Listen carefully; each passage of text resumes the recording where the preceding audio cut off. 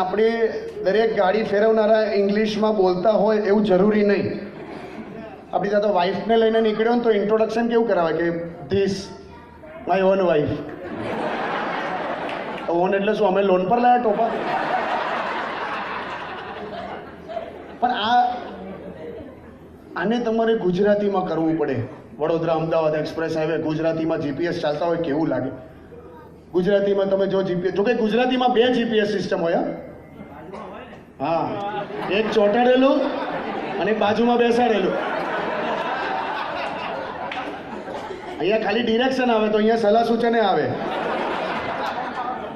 અને જો તમે ગુજરાતીમાં જીપીએસ કરો તો કેવું થાય? તો ગુજરાતીમાં તમે જીપીએસ નવી ગાડીમાં લગાડી દીધું, સીટ બેલ્ટ પહેરી, ગાડી સ્ટાર્ટ થઈ, ગેટ ખુલ્યો, જીપીએસ સ્ટાર્ટ, જય શ્રી કૃષ્ણ. માત્ર 500 મીટર આગળ ગયા પછી શંભુથી જમણી બાજુ. આવું બધું કંઈક ચાલતું હોય. હવે ઓરિજિનલમાં કેવું હોય કે એવું કે After 500 meters, turn right. અને જો તમે લેફ્ટ વળો તો તરત જ કે Rerouting, turn around. આપણા ગુજરાતી જીપીએસ સિસ્ટમમાં જો એવું કીધું ને કે 500 મીટર આગળ ગયા પછી જમણી બાજુ વળો, અને જો તમે ડાબુ વળ્યા તો આ ચીડાય, ગાળ બોલે. એવું કીધું હોય માત્ર 500 મીટર આગળ ગયા પછી જમણી બાજુ વળો, અને જો તમે ડાબુ વળ્યા, આપણે ગોળીના બેરો છું,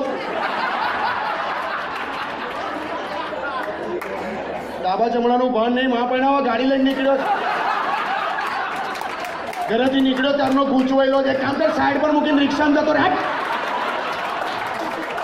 thank you ladies and gentleman.